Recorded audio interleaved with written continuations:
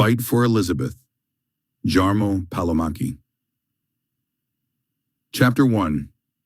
The morning mist clung to the Hertfordshire countryside like a shroud, softening the edges of hedgerows and fields as Fitzwilliam Darcy and Charles Bingley galloped eastward from Netherfield Park toward Longbourn. The rhythmic beat of hooves on damp earth was broken only by Bingley's cheerful voice, his eyes alight with the warmth of anticipation. They had just come from London, where they had spent a week taking care of their businesses. "You see, Darcy," he said, adjusting his hat against the breeze, "I have already secured Mr. Bennet's blessing for my union with Jane." He clasped my hand, smiled most genuinely, and said he had never seen his eldest daughter so radiant. Bingley's grin broadened. I confess I feared he might hesitate, given our disparity in fortune, but he proved as amiable as ever. Darcy, riding with his usual composed gravity, gave a slight nod. "A fortunate resolution, Bingley. I, too, shall seek Mr. Bennet's consent this day, though I suspect it will not be granted lightly." His voice was low, thoughtful. "I have wronged Miss Elizabeth in the past, spoken insultingly of her family, interfered in your courtship. Yet she has shown me mercy. I pray her father may show me some modicum of grace." "Grace?" Bingley laughed. "Man, you overstate your sins. Jane always said Elizabeth admired your integrity, despite your reserve. And Mr. Bennet, he is a man of wit, not spite. He will see what we all see, that you love his daughter, truly." Darcy offered only a faint smile, though the words steadied his heart. He had spent months transforming himself, not for society's approval, but for the woman whose sharp eyes had pierced his pride and whose laughter had slipped through the cracks in his guarded soul. Elizabeth Bennet had become his compass, and today he meant to ask her father for the right to steer their future together. As Longbourn came into view, nestled among oak trees and rising gently from the rolling green, both men pulled their horses to a halt. "A black ribbon," Bingley murmured, squinting at the front door. Darcy's gaze followed. There, tied neatly to the knocker, was a mourning ribbon, stark against the pale wood of the door. "Not a good omen," he said quietly, dismounting. They fastened their horses to the post and approached the door, their boots crunching on the gravel. Bingley lifted the knocker and struck twice. The door opened swiftly, but not to Mrs. Hill, nor to one of the Bennet sisters. Instead, the smug, simpering face of Mr. William Collins filled the threshold, his clerical collar starched to perfection, his hands folded in what might have been mistaken for humility, were it not for the smug gleam in his eyes. "Mr. Bingley," he intoned, "and Mr. Darcy, I believe. A most solemn morning to receive visitors, though I shall endeavor to accommodate you, as befits my station." Bingley blinked. "Mr. Collins, what is the meaning of this ribbon? Is someone unwell?" "Mr." Collins lowered his gaze theatrically. "Ah, you have not heard then. A most grievous event has befallen the Bennet family. Mr. Bennet, father of 5, husband to Mrs. Bennet, master of Longbourn, was seized by a violent apoplexy 2 nights past. He expired before sunrise in the arms of his beloved wife." Darcy felt the ground tilt beneath him. Bingley staggered back a step, his face draining of color. "Dead?" Bingley whispered. "Mr. Bennet is dead?" "I regret to confirm it," Collins replied, spreading his hands. "The funeral was held yesterday. Only family and close neighbors attended. I delivered the sermon myself, on the fragility of life and the divine order of inheritance." Darcy stepped forward, his voice cutting through the shock. "And the Miss Bennets, how do they fare?" "Devastated, as you might imagine. Mrs. Bennet is prostrate with grief. The younger girls are inconsolable. Miss Jane is endeavoring to hold the household together, but it is a trying situation." He paused, then added with a self-satisfied sigh, "As the nearest male relative and rector of Hunsford, I have assumed the role of master of Longbourn and guardian to the Bennet sisters until they reach full majority or secure suitable marriages." Darcy's jaw tightened. "Guardian? Indeed, the entailment, you see. I am now in possession of the estate and, by extension, responsible for the welfare and moral guidance of the Bennet women. A solemn duty, but one I shall execute with the utmost piety and precision." Bingley stared at the door as if it might open to reveal some other reality. "But Jane, she is of age. And Elizabeth, surely they cannot be placed under your charge?" "They can and they are," Collins said smoothly. "Until they wed, Longbourn is mine, by law, by divine right, and by the will of Lady Catherine de Bourgh, whose counsel I value above all. I have already begun overseeing the household accounts and arranging for suitable visitors. As guardian, I shall, of course, screen all suitors with great care." Darcy's mind raced. Elizabeth, who had once declared she would never marry a man like Collins, was now at the mercy of this pompous fool, the man who had pursued her only months ago, who had been so shamelessly rejected, and now he held the keys to her future. "You presume to dictate the terms of Miss Elizabeth Bennet's life?" Darcy asked, his voice dangerously calm. "I presume nothing," Collins simpered. "I fulfill my duty. However, I have learned of the engagement of Miss Bennet and Mr. Bingley, and I invite you, Mr. Bingley, to enter in to finish the marriage documents." Bingley's eyes lit with joy, though his gaze flickered uncertainly to Darcy. The latter, however, stiffened. "Is this true? Have you already settled the terms?" "Settled? No, merely arranged," Collins preened. "But I must confess, I've taken the liberty of addressing another delicate matter." His smile turned dagger sharp. "Regarding Miss Elizabeth Bennet, I have been apprised of certain designs of Mr. Darcy, but as the lady's guardian, he emphasized the word with a leer. "I must firmly reject any such union. I have, in fact, every intention of offering for Miss Elizabeth myself." Darcy's jaw tightened, his usual composure cracking like ice. Before he could reply, Collins seized Bingley's arm. "Now, my dear sir, let us not keep the documents in suspense." With a theatrical usher, he propelled Bingley into the parlor, slamming the door on Darcy's incredulous stare. 10 minutes later, the door creaked open. Bingley emerged, pallid and apologetic, followed by Collins, who clutched the signed parchments like a bishop with holy relics. "Congratulations, Bingley," Darcy said, his voice glacial. "I suppose you are now the legal guardian of the Bennet girls?" "Oh, nothing like that," Collins crowed. "You'll note in these articles a most prudent clause. Mr. Bingley, in his generosity, has voluntarily relinquished all claims to guardianship of Bennet girls in my favor.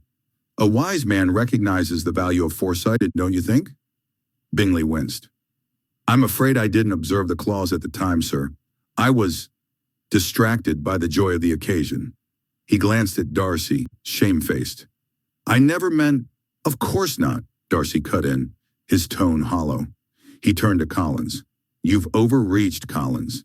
Even your obtuseness has limits. Elizabeth will never marry you." Collins puffed up. "Ah, but you mistake me, sir. I have no need to ask. The law's on my side. I am her guardian and can make decisions for her." As Darcy strode away, the weight of the closing door echoed in his ears, his mind full of confusion and sorrow. Chapter 2. The morning fog clung to the hedgerows of Meryton like a veil of secrets, as Mr. William Collins, the retired parson of Hunsford, and now self-styled suitor of Miss Elizabeth Bennet, stepped briskly down the lane toward the parsonage of Mr. Allen. Clutched beneath his arm was a portfolio of crisp parchment, marriage settlements, licenses, and contracts, all duly drawn up in anticipation of what he was certain would be a swift and socially advantageous union. Mr. Allen, a man of quiet demeanor and thoughtful eyes, welcomed his visitor with due civility, offering tea in the study where the scent of old books and beeswax lingered in the air. Collins, ever eager to impress, laid the documents upon the desk with a flourish. "Mr. Allen," he began, voice swelling with self-importance, "I come to you this morning not merely as a fellow clergyman, but as a man on the cusp of holy matrimony. I have secured the hand of Miss Elizabeth Bennet in marriage, and as she is presently under my legal guardianship by the terms of her late father's estate, I have taken it upon myself to arrange the formalities." Mr. Allen, his spectacles perched atop his nose, smiled cautiously and began to inspect the papers. He read slowly, his brow furrowing slightly as he turned each page. At length he paused. "Mr. Collins," he said gently, "I see here the signatures of witnesses, the seals of solicitors, and even what appears to be the endorsement of Lady Catherine de Bourgh. Yet I find no signature from Miss Elizabeth herself." Collins waved a dismissive hand. "Ah, that is merely a technical oversight. As her guardian, I am fully authorized to act on her behalf. The young woman is spirited, I grant you, and perhaps not yet fully reconciled to her duty. But her consent, while desirable, is not strictly necessary under the circumstances." Mr. Allen leaned back in his chair, his expression turning grave. "My dear sir," he said, "you speak with the confidence of one who has studied the scriptures, but I fear you have mistaken ecclesiastical custom for legal authority. As a former parson of Hunsford, you must surely recall Article 27 of the Marriage Act of 1753, known commonly as Lord Hardwicke's Act." Collins blinked. I am familiar with the general principles, of course. Marriage requires banns or license, and the solemnization before a priest. But surely guardianship confers certain privileges." "Indeed it does," Mr. Allen interrupted. "But not this. The law is quite clear. A guardian may not contract marriage with a ward under his protection while that ward remains a minor. Such a union would be void, and the officiating minister guilty of gross negligence." "But Miss Elizabeth is of age," Collins protested, color rising in his cheeks. "Not until her 21st birthday," Mr. Allen corrected, consulting a small ledger. "And that, according to parish records, will not occur until 2 months hence, on the 10th of June. Silence fell heavily in the room. The ticking of the mantel clock seemed suddenly loud, each beat a reminder of time slipping beyond Collins's grasp. He stared at the unsinged papers before him, his dreams of his matrimony with Elizabeth, now suspended in legal limbo. "But surely," he stammered, "a young lady of superior understanding such as Miss Elizabeth would not withhold her hand once the proper date arrives. I have made her every promise of comfort, of station, of divine favor in joining me. She cannot refuse a proposal so reasonable." Mr. Allen sighed. "You may find, Mr. Collins, that reason and the heart do not always keep the same measure. And while the law may permit the marriage after her majority, it cannot compel her will. The signature must still be freely given." Collins rose, his face flushed, his hands trembling slightly. "Then I shall wait. 2 months, no more.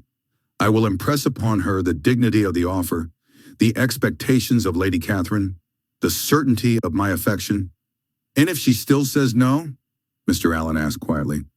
Collins paused at the door, turning with a tight smile. "A woman's no," he replied, "is often but the prelude to a yes, provided one applies the proper persistence.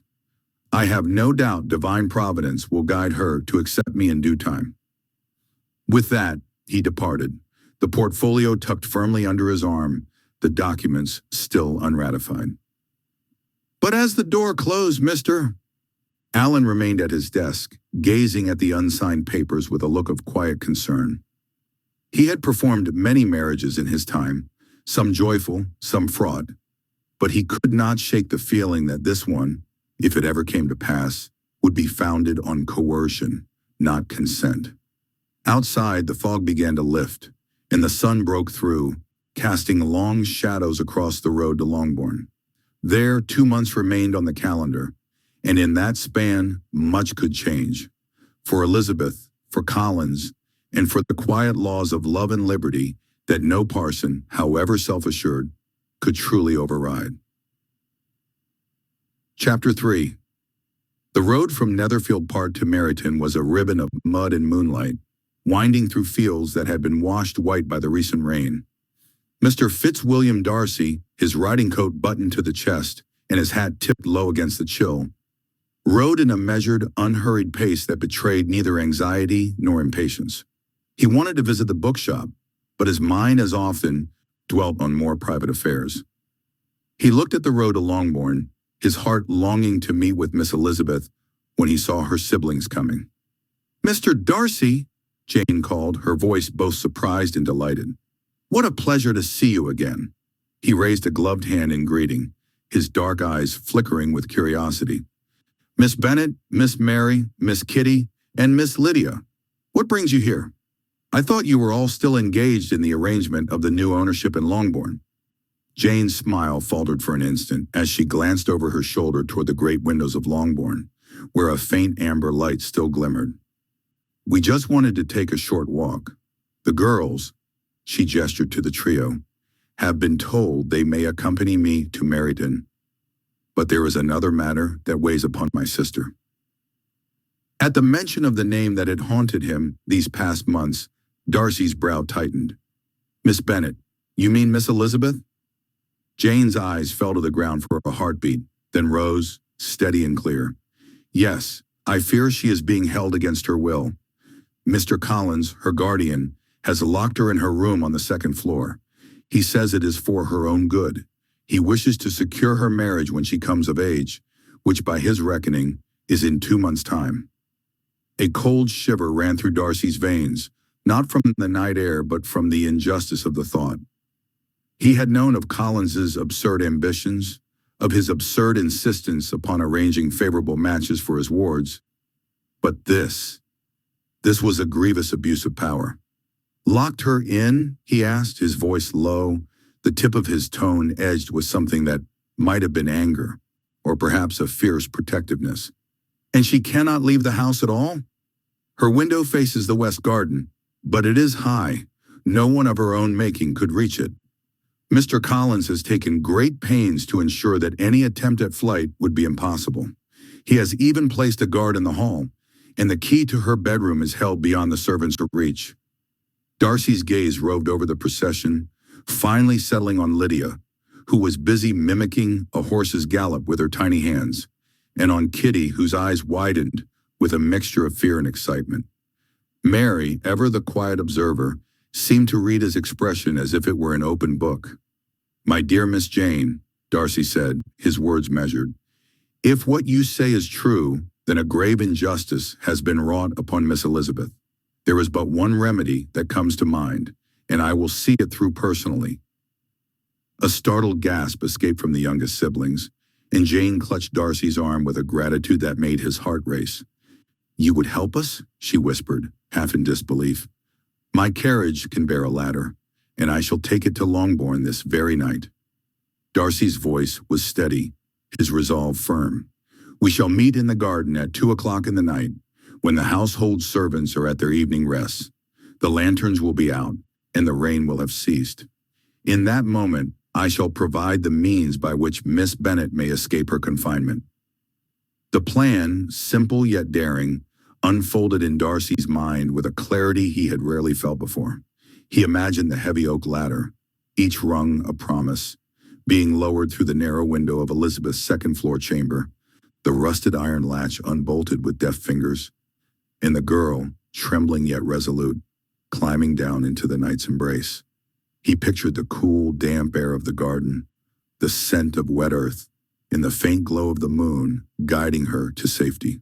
Darcy returned in silent contemplation, his mind turning over each possible obstacle, the watchful eyes of Mr. Collins, the locked doors, the guard in the hall. Yet every doubt was soothed by the resolve that had taken root in his heart, an unexpected, fierce affection for the woman he had once dismissed as only pretty and good-natured. He would not allow a man of such narrow sense as Collins to keep her in a prison of his own making. Chapter 4. The night fell heavy upon Longbourn. A gentle rain had ceased, leaving the garden glistening with 100 tiny mirrors that reflected the pale moon. The house, a massive silhouette against the sky, seemed to exhale a sigh of relief as if aware of the drama that would soon unfold within its walls. At 2 o'clock sharp, a faint rustle was heard near the west parlor window. The window was the only true aperture in Elizabeth's second-floor room. Inside, Miss Elizabeth Bennet, her dark hair loose and her eyes rimmed with sleeplessness, listened to the muffled sounds of the night. Her own heartbeat, the distant hoot of an owl, and then the faint creak of wood against wood. Mr. Darcy, hidden among the shadows of the garden hedges, felt his pulse quicken. He had his carriage parked discreetly behind the orchard, and a stout oak ladder leaned against the stone wall of the garden, its top reaching just beyond the window's height. A soft thud from below alerted the guard, a hulking figure who had been instructed by Mr. Collins to patrol the hall at night. He paused, listening, and then turned his back to the window, confident that no one would dare approach so close to their chambers. Darcy slipped forward, each step soundless on the damp grass. He reached the wall, tilted the ladder, and with a practiced hand, lowered the lower rung until it dangled just beyond the window's reach. A muffled gasp escaped from the room as Elizabeth, having heard the faint clink of metal against stone, leaned toward the window. The heavy curtains were drawn aside, and the moonlight spilled in, painting her pale cheek with silver. "Miss Bennet," Darcy whispered, his voice barely a breath. "A ladder. Come quickly." Elizabeth's eyes widened, a mixture of astonishment and gratitude glinting within them. She moved with the quiet urgency of one who knows the chance of being caught is slim, but the price of failure, infinite. She reached the window, brushed aside the iron latch with a slender nail she had hidden in her sleeve, an act of cleverness she had kept secret from all, even her sister Jane. The latch gave way with a soft sigh. The window opened, the night air rushed in, and the ladder swayed. "Hold fast," Darcy urged, his hand gripping the lower rung. Elizabeth lowered herself, her dress catching on the cold iron bars. But she managed to free herself, her slender feet finding purchase on the wooden rung. She descended with the grace of a cat, her heart hammering like a drumbeat. Below in the garden, a figure crouched, hidden beneath a blossom-laden arbor. It was Jane, her eyes bright with hope, clutching a small lantern that sputtered like a dying firefly. She stood at the edge of the hedges, her face a mix of fear and excitement. As Elizabeth's boots touched the dewy grass, she turned and saw Mr. Darcy, his eyes soft yet fierce, his hand outstretched. "My lady," he said, his voice low, "you are safe now." She fell into his arms, a momentary collision of breath and heat. The embrace was brief. No words were needed. Darcy lifted her gently, guiding her toward the carriage. The door of the carriage creaked open as they entered, and Jane pressed a handkerchief into Darcy's palm. "I'll watch for the guard," she whispered, "and if he comes, I'll shout." Darcy nodded, his lips forming a thin line of determination. The carriage door shut, and the wheels began to turn, moving away from the house that had been a prison toward the night's uncertain promise. As the carriage disappeared into the darkness, a sigh seemed to rise from the garden itself. The rain had ceased, the moon had turned a pale hue, and somewhere inside the great house, Mr. Collins stared at his empty window, his brow furrowing as a sense of dread crept upon him. He had thought himself the master of Elizabeth's fate. He had not reckoned upon the quiet strength of a man whose pride had once been his greatest shield, nor the steadfast love of a sister whose heart beat for her siblings' freedom. In the carriage, Elizabeth looked at Darcy, her eyes glistening with tears that reflected both gratitude and a dawning admiration. "Mr. Darcy," she said softly, "you have done something I never imagined possible." He inclined his head, a faint smile tugging at his lips. "I have perhaps only done what any man of conscience would have done, were he given the chance." He turned his gaze to the horizon, where the first light of dawn began to bleed into the sky. "There is still much to settle, Miss Bennet, but for tonight the world seems a little kinder." She rested her head against the carriage's padded seat, feeling the gentle sway of the wheels, and thought of her family, of Jane with her steadfastness, of the younger siblings with their hopeful hearts, and of a gentleman whose name now bore a different weight in her mind. The night had been a trial, and it seemed in the quiet moments that followed, a new chapter was beginning, one where liberty, love, and redemption intertwined beneath the watchful eyes of the moon. And as the carriage rolled onward, the garden of Longbourn fell silent once more, its hedges rustling in the night's breath, keeping the secret of the ladder that had bent time and propriety, allowing a young woman to step into a future of her own choosing. Chapter 5. The carriage rattled over the damp lanes that led from Longbourn to Netherfield. the wheels splashing in the shallow furrows left by the night rain. Mr. Fitzwilliam Darcy, ever the consummate driver, sat rigid behind the reins, his gaze fixed on the low, flickering light of the far-off cottage windows. Beside him, Miss Elizabeth Bennet rested her elbow on the polished wood of the seat, her eyes rimmed with the faint glow of the lantern that swung gently in the carriage's sway. "Miss Bennet," Darcy said softly, a tone of command edged with something else, perhaps urgency, perhaps an uncharacteristic tenderness. "Do as I ask. Follow me silently." Elizabeth felt a chill that was not merely the autumn wind. She had been accustomed to Darcy's measured, almost imperious manner, but this sudden directive carried an unfamiliar weight. A flicker of curiosity fluttered within her, but she trusted the man who had, only weeks before, declared his regard for her with a mixture of pride and contrition. She inclined her head, the flickering light catching the amber of her hair, and stepped out of the carriage as the wheels came to rest. The servants' stairs at Netherfield were a narrow, winding shaft that disappeared into the shadows of the third floor. The stone steps were cold beneath Elizabeth's bare feet, the dust of disuse swirling around each tread. Her heart beat a little faster, partly from the climb, partly from the secretive air that seemed to settle upon her as she ascended. When they reached the top landing, Darcy halted before a long, dimly lit aisle lined with old tapestries and half-filled wardrobes. The air was thick with the smell of mothballs and the faint perfume of dried lavender, the very scent that had always seemed to permeate the older parts of the house.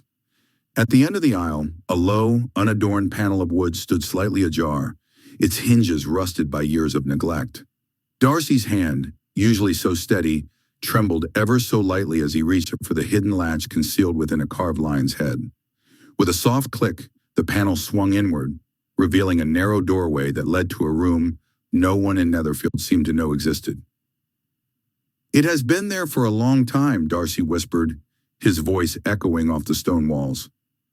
"I discovered it only a few days ago while searching for a misplaced ledger.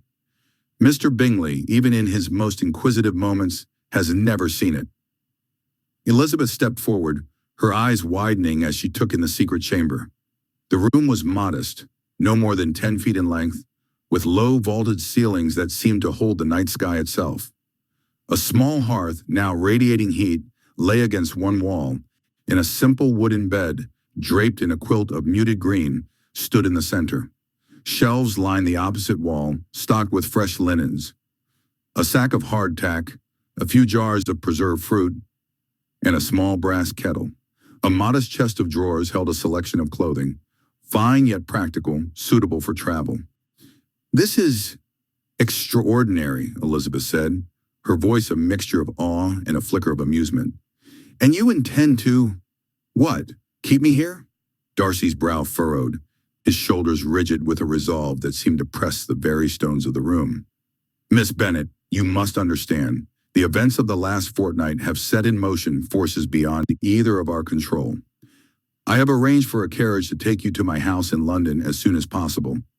But until then, you shall have a place where you are safe and provided for."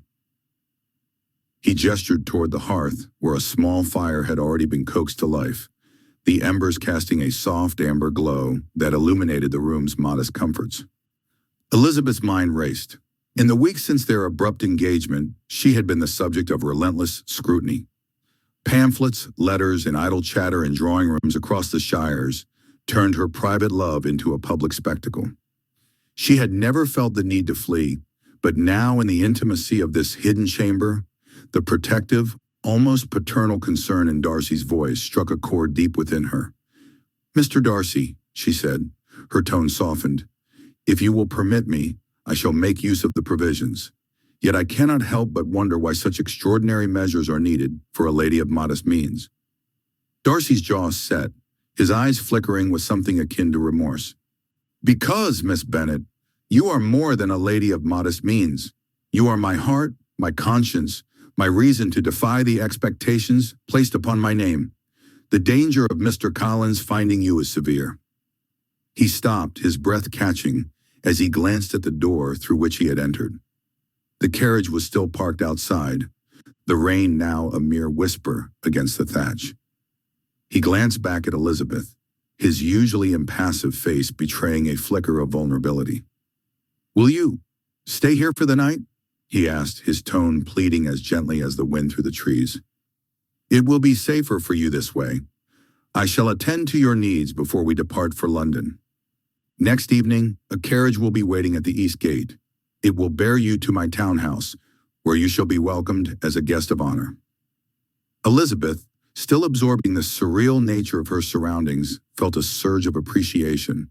The notion of a hidden sanctuary, curated especially for her, seemed both a romantic gesture and an act of profound protection. She looked around, at the simple comfort of the hearth, at the neatly folded bedding, at the modest supply of food, and imagined a night of rest after the whirlwind of news and conjecture that had so recently surrounded her. "Very well," she said, a smile softening the edges of her features. "I shall trust you, Mr. Darcy, the steadiness of your character." She turned to the chest of drawers and began to lay out a fresh set of clothes. Simple but elegant, suitable for travel. She filled a small, worn leather satchel with a few of the preserved fruits and a tin of hardtack, the kind she had once shared with her sisters during a picnic at the Netherfield Gardens. A sense of calm settled over her, like the quiet after a storm. Darcy, meanwhile, crossed the room with practiced steps, his boots echoing softly against the stone floor. He drew a small brass kettle from the shelf, filled it with water from the hearth, and placed it upon the flames. As the kettle began to hiss, the sound seemed a small reassurance, a promise that even in secrecy, the world could be tended to with care. "You need not worry about the night," he said, setting a steaming cup of tea before her on a low table made of polished oak. "Take it as you will. I shall remain close, should you require anything." Elizabeth lifted the cup, inhaling the fragrant steam. It was a simple gesture, a tea, a warm seat, a quiet room, but the implications ran deeper than any courtly dance or grand ballroom. Here in the hidden chamber, the two could lay aside the expectations of society, the whispers of scandal, and the weight of titles. For the first time since their engagement, they were merely Darcy and Elizabeth, two souls seeking solace amidst a world that had turned them into symbols. The night deepened. The rain outside ceased, replaced by the soft croaks of distant frogs and the occasional rustle of wind through the hedgerows. The fire in the hearth crackled gently, its glow dancing upon the walls, painting shadows that seemed to tell stories of times long past. As Darcy was leaving the room, Elizabeth interrupted him. "I would like to give this devotional book in your care. It was the only book Mr. Collins allowed me to read when I was locked in my room. Although he had selected it, it brought me much comfort and consolation. I would like to give it you as a token of my attachment." Darcy gratefully took the book and put it in his inside pocket. Darcy lingered a few steps from the doorway, his silhouette framed by the faint glow of the hearth. He watched her for a moment, his eyes reflecting the firelight, then turned, his coat buttoned, his cloak fluttering as he prepared to leave. Before stepping out, he paused, his voice a low murmur that barely rose above the crackle of flames. "Rest well, Miss Bennet. Tomorrow we will set out for London. You will have my house, my family's hospitality, and my promise that you shall be treated as the lady you are, no longer a subject of conjecture, but a partner in every respect."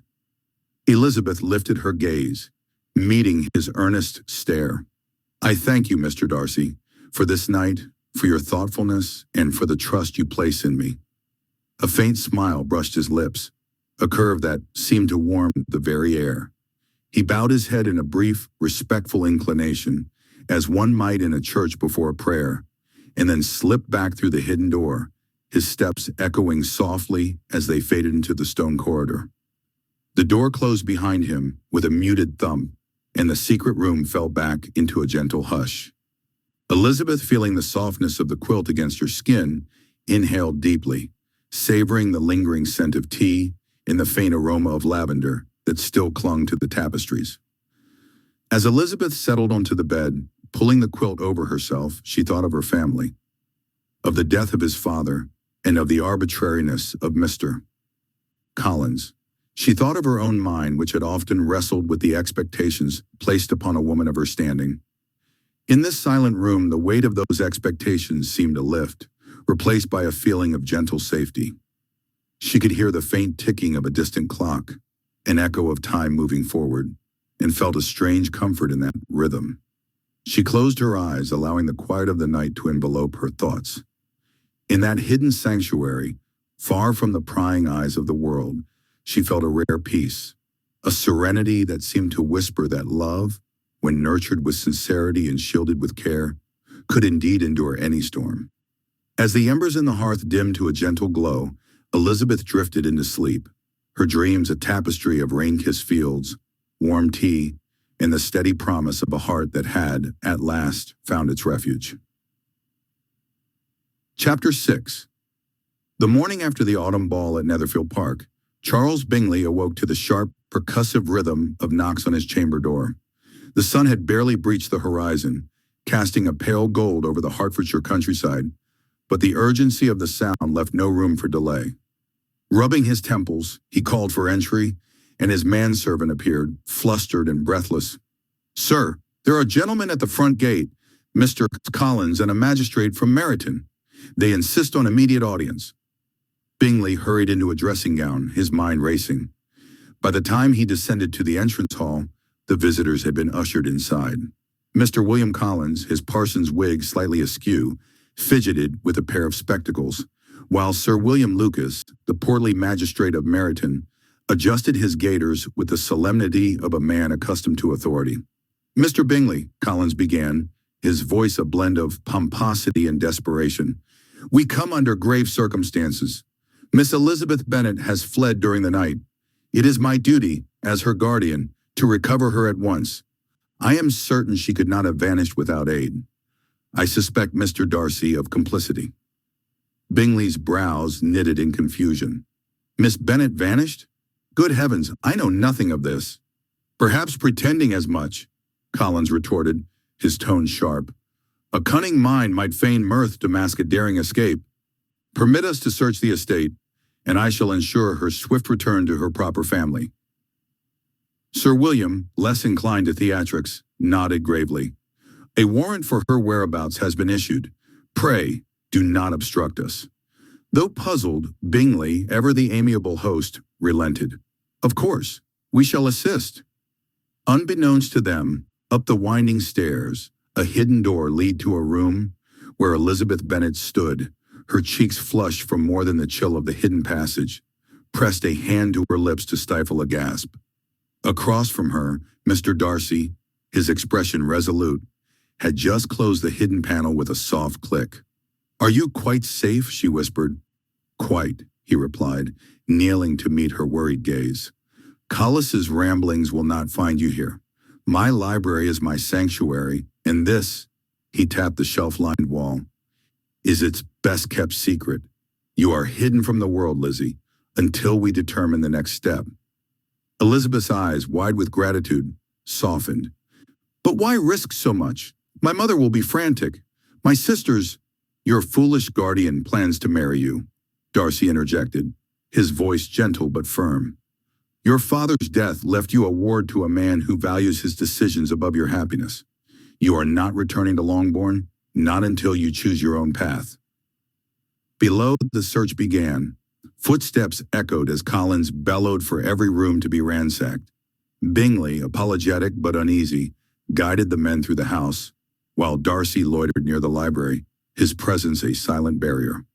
"Check the linen closet," Collins directed a servant, then turned to Darcy with narrowed eyes.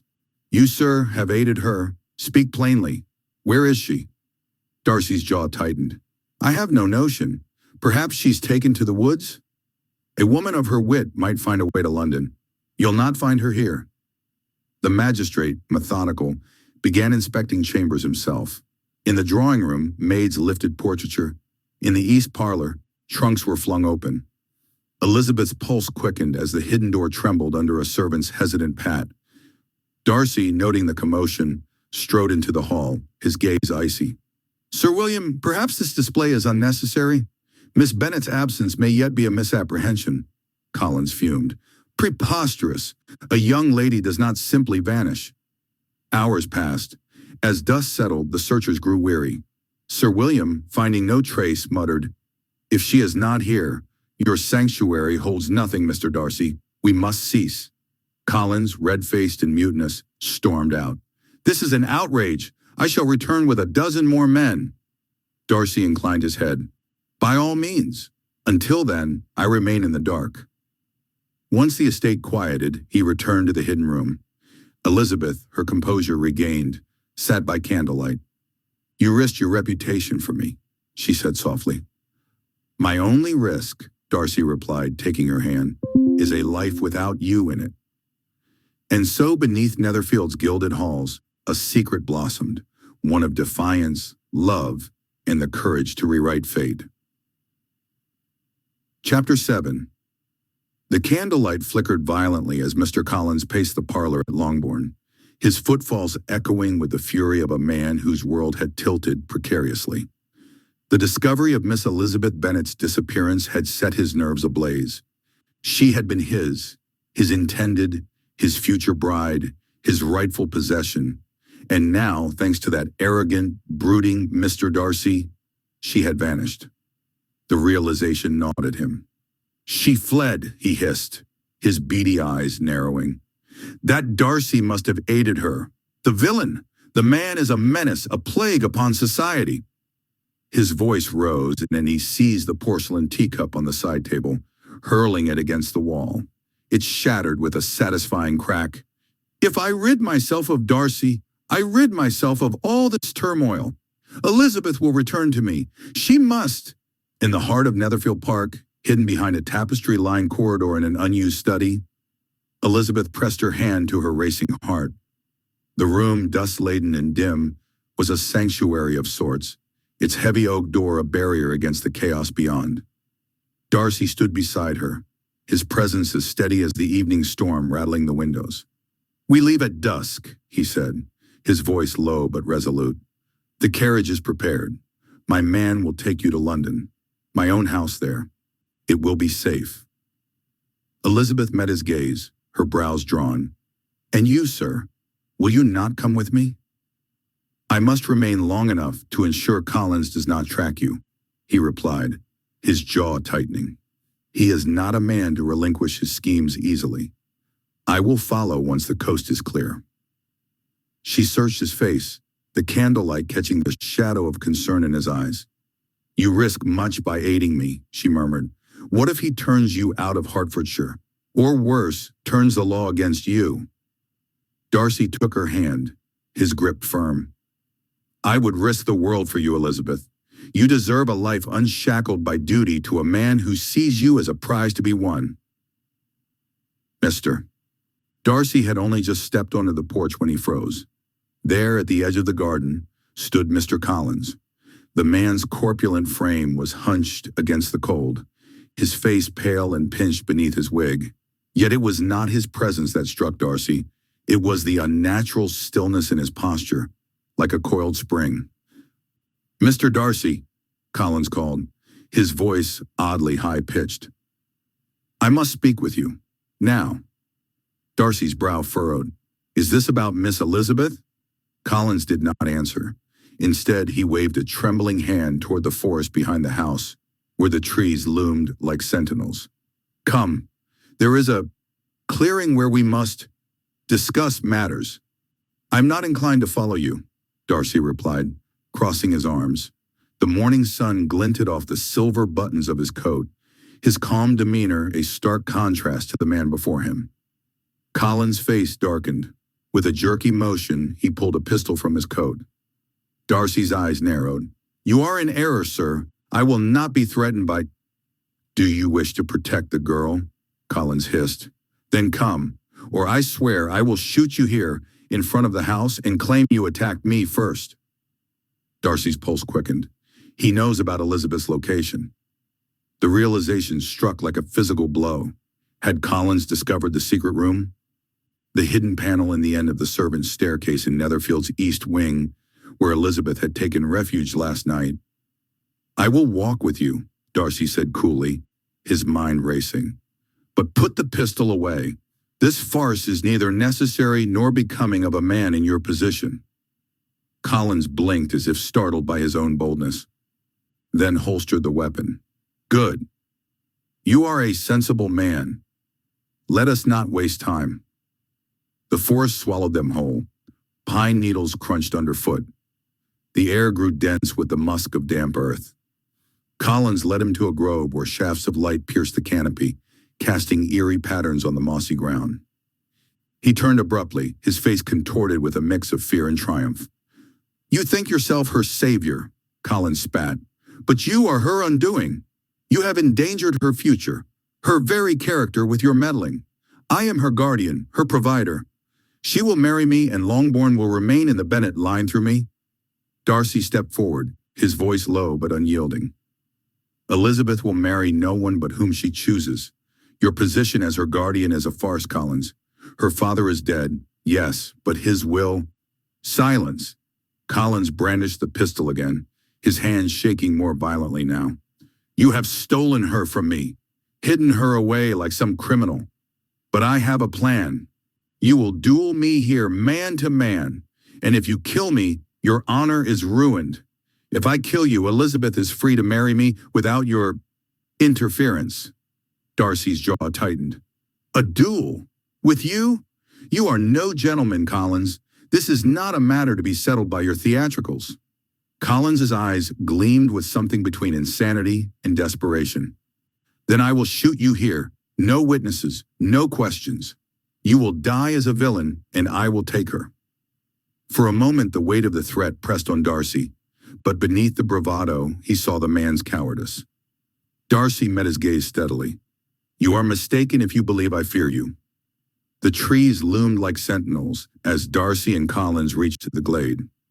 A single shaft of sunlight pierced the canopy, illuminating the mossy ground. Collins set down a second pistol, its twin to the one he carried. "Pick it up," he ordered.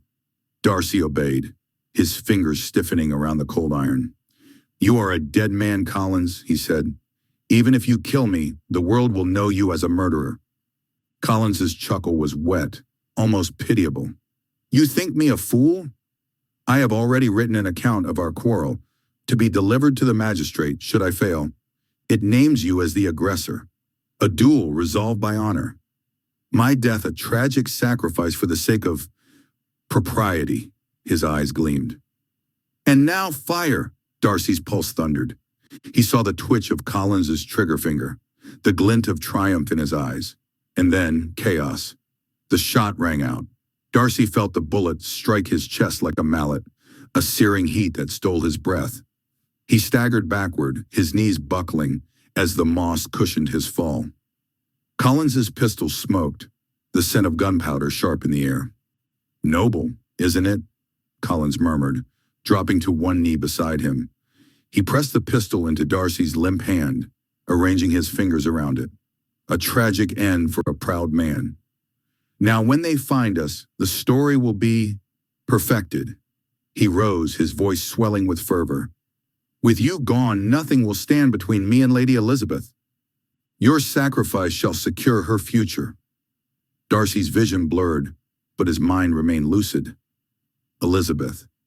Somewhere in the house, hidden, unaware of the trap that had just closed around him. Collins would come for her next. Chapter 8. In the dim solitude of her hidden chamber at Netherfield Park, Elizabeth Bennet traced her fingers along the oak paneling, a secret sanctuary carved from the estate's very walls. Since her father's passing, Mr. Collins, her absurd, obsequious guardian, had transformed Longbourn into a gilded cage, his matrimonial designs upon her as suffocating as the heavy drapes of his parsonage. Darcy had spirited her to this hideaway last night, a fortress against Collins's relentless advances. But now, as twilight seeped through the narrow window, Elizabeth's refuge became a prison of helplessness. Below, the park's trees swayed like conspirators. Then, through the tiny glass, a flicker of movement. Collins, his face contorted in fury, dragging a tall figure into the forest. Darcy. The pistol glinted in Collins's hand. Elizabeth stumbled backward, heart hammering. "No," she whispered, clutching the windowsill. Darcy, who had defied societal scorn to shield her, was being lured into the woods by a man whose ambition knew no bounds. She burst from the chamber, skirts flashing as she collided with Mr. Bingley in the corridor. The man reeled, his usual amiable nature replaced by bewilderment. "Miss Elizabeth! What?" "Collins, it's Darcy!" Her voice was shrill, desperate. "He's going to kill him! We must stop them!" Bingley's brows knit, but the raw terror in her eyes pierced his hesitation. "Good God, this way!" Within minutes, Bingley had rallied a band of footmen and grooms, their faces pale as they shouldered pistols and torches. Elizabeth ran with him, leading the group to the right direction. The forest loomed ahead, a labyrinth of shadows. "Split up," Bingley ordered, but Elizabeth dismounted, her hand gripping his sleeve. "No," Collins would not hesitate to use the pistol. "Stay together." They pressed on, the air thick with the scent of pine and impending rain. Then, a crack, a gunshot. Elizabeth froze, the sound echoing like a death knell. Bingley urged forward, and they rounded a thicket to find the scene, a clearing bathed in cold moonlight. Collins stood over Darcy's motionless body. The pistol hung limp at his side, but his face glowed with unholy triumph. "There," he crooned, as if to the trees themselves. "Now nothing stands between me and my future." Elizabeth's scream tore through the clearing. "You villain!" Collins turned, surprise melting into a leer. "Miss Elizabeth, and Mr. Bingley, most convenient.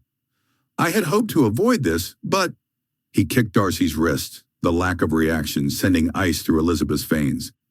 "The business must be attended to." Bingley's men fanned out, guns raised. "Drop the pistol, sir," one barked, but Collins merely sighed. "Must we always be at your mercy, Bingley?" Darcy meddled where he should not have. He sought to steal you both from me, Elizabeth with his fortune, and you with his friendship. Yet here you are indebted to me. Elizabeth stumbled forward, ignoring the raised muskets. "Darcy saved me from you, from your charades at Longbourn, your prayers for my submission. He gave me safety, and you repay it with murder?" Her voice broke, but she stood firm. "He loved you not, Collins, not as I do." Collins' smile faltered. "That is where you misunderstand, my dear. I do not need your love. Your submission suffices." With Darcy gone, a groan cut him off. Darcy shifted, his hand twitching. Elizabeth gasped a live. "Bingley!" she cried. Bingley stepped forward, his face ashen. "Darcy!" Darcy coughed and raised his head. "Collins!" he rasped. "He tried to kill me. Arrest him!" Collins whirled, but the footman had moved. Before Collins could react, he was disarmed and bound with rope. Chapter 9. The moon hung low and pale over Netherfield Park, casting long, skeletal shadows across the manicured lawns. Inside the dimly lit drawing room, gaslight flickered against paneled walls, illuminating a scene of quiet dread. Mr. Bingley stood rigid near the doorway, his customary cheer replaced by a cold resolve. Behind him, two footmen, their sleeves rolled and faces set, held aloft a struggling Mr. William Collins, the new master of Longbourn, whose face was flushed with fury and fear. At the center of the room, leaning heavily on the arm of a settee, stood Mr. Fitzwilliam Darcy. The silk embroidery of his ruined jacket had been torn open above his breast, a jagged hole punched through the fine fabric by a pistol ball. Yet beneath it, the linen of his waistcoat remained unbroken, pristine. Blood was nowhere to be seen. Collins stuttered, his voice rising in pitch with disbelief. But surely he's been shot! The gun discharged, I saw the flash! He should be dead at once!"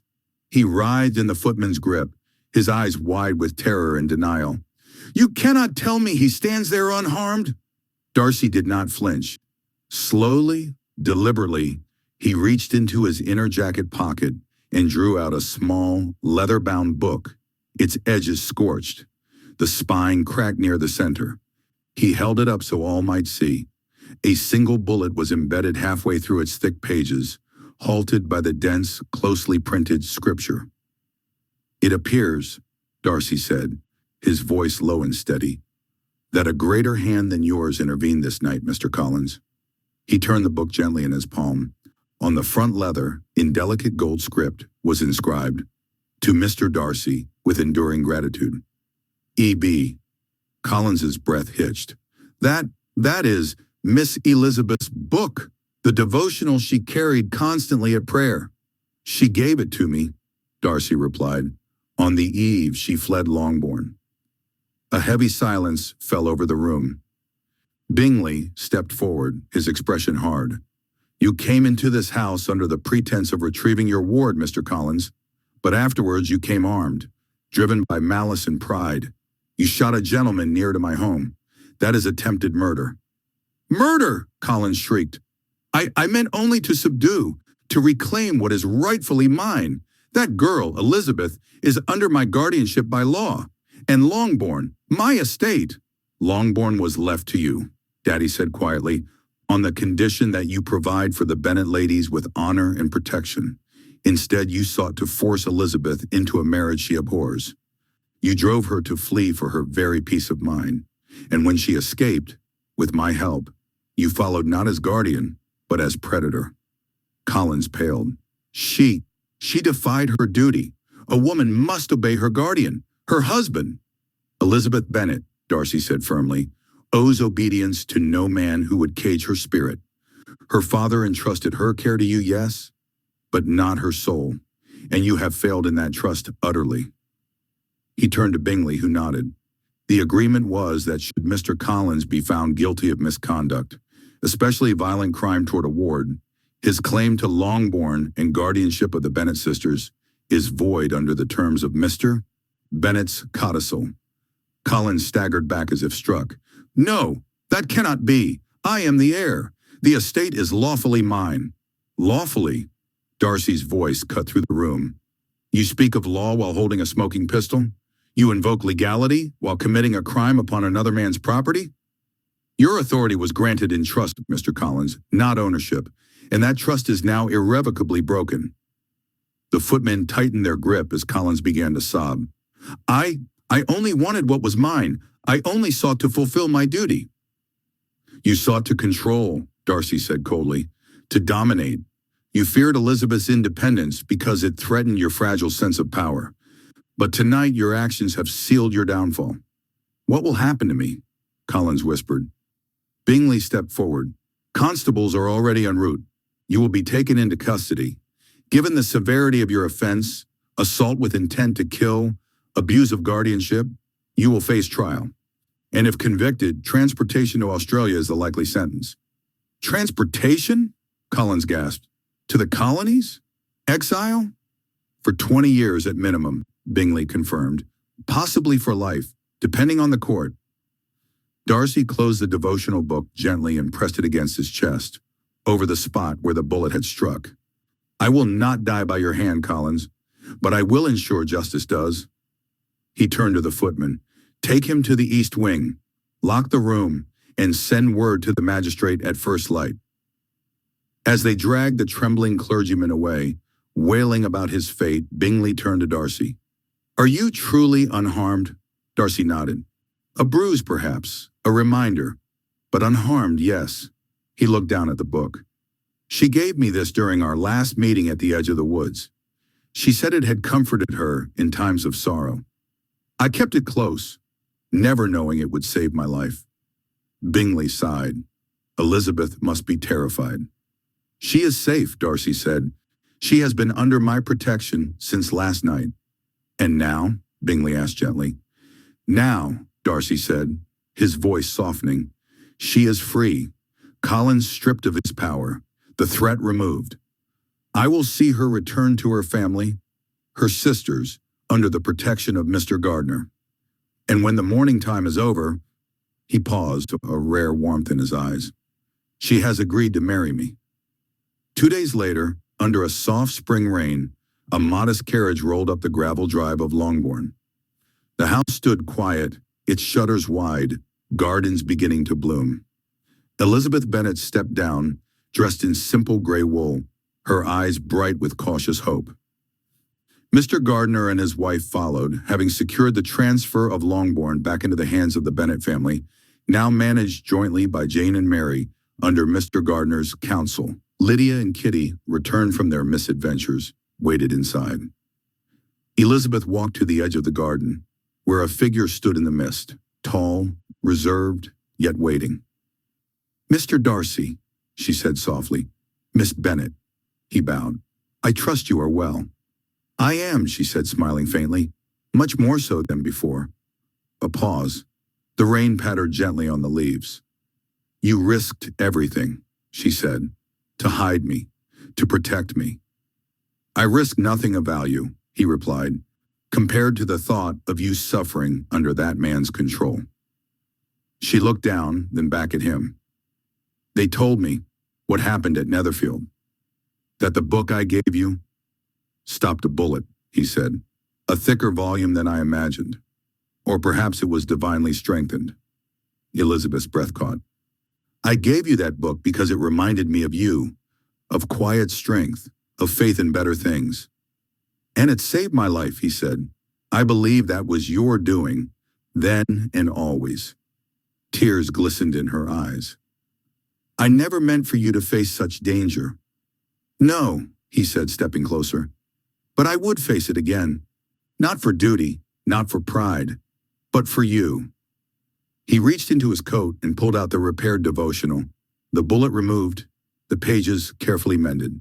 "I have kept it close, as I hope to keep you when you are ready." Elizabeth looked into his eyes, so serious, so changed, and smiled. "I believe," she said softly, "that I am ready." Chapter 10. 7 months had passed since the day that nearly claimed Darcy's life. Yet the events lingered in Elizabeth's memory like the scent of ink on the devotional book she now held. The candlelight flickered in their chamber at Pemberley, casting golden shadows across the walls, papered with deep green. Darcy, her husband, lay beside her, his hand resting on her arm, his breath steady and warm. She traced the spine of the small, leather-bound volume, its cover marred by a jagged hole, a silent testament to a battle both spiritual and mortal. "This book," she said softly, "is more than a relic.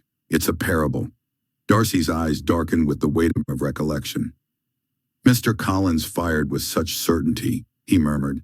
"He believed you were his due, and that by removing me, he could bind you to him forever." Elizabeth smiled, though her fingers trembled slightly as she opened the devotional.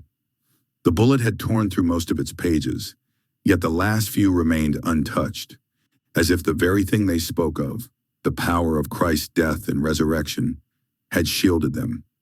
She began to read aloud, her voice steady with conviction, which none of the rulers of this age knew, for had they known it, they would not have crucified the Lord of glory. And so, having spoiled principalities and powers, he made a show of them, triumphing over them in it. She glanced at Darcy. These verses, taken together, teach that the devil's greatest hope was to destroy Christ, to claim him as his own, and thereby enslave humanity eternally. But death could not hold Christ, and the devil's supposed victory became his undoing. When Christ rose, he disarmed the powers of darkness and freed us to choose our own paths. Darcy sat up, his brow furrowed. "But how does this relate to Mr. Collins?" Elizabeth's laughter was light, almost musical. "Ah, let me explain. Collins believed, like the ancient rulers that obeyed the devil, that he could use violence and manipulation to bind me to him. He fired that gun with the certainty that you were an obstacle to his destiny. Little did he know that his actions would unravel his schemes entirely. The bullet meant for you was stopped by this book, by God's grace. And when he was arrested and stripped of his title, your father's estate, and the respect he so craved, his influence over the Bennet girls was shattered. We were freed, just as humanity was through Christ." The memory unfolded in Elizabeth's mind as clearly as if she had stepped back into it. Elizabeth shut the devotional, her gaze meeting Darcy's. "Collins thought he was the architect of his own fate," she said, "but he was only a pawn in a divine design. Just as the devil's plan to destroy Christ was turned against him, Collins's attempts to dominate us and destroy you only hastened his downfall. Darcy cupped her face, his thumb brushing the dimple at her cheek. And it was your mind that led you to do the right thing by giving me this book. You were my salvation that day, as much as this book was. She shook her head. No, I was merely the instrument. The same power that raised Christ from the dead moved in that moment. It is why I wanted you to hear these verses. They are a reminder that even in the darkest hour, God can turn our enemies' weapons into tools of liberation. Darcy's expression softened. And now, what remains of Collins's threat? Elizabeth leaned into his touch. Nothing. We are free to choose our lives. Our families are secure. And we too, we have found one another. For a moment they were silent, the fire crackling as the weight of their journey settled between them. Then Darcy chuckled, a rich, resonant sound. I dare say I would like to hear your reflections aloud each night. I find your theology most persuasive. Elizabeth's laughter mingled with his, warm and full, as the candlelight deepened into the velvet hush of night. The devotional book would not be forgotten, not just as a shield, but as a testament to the truth that had set them free.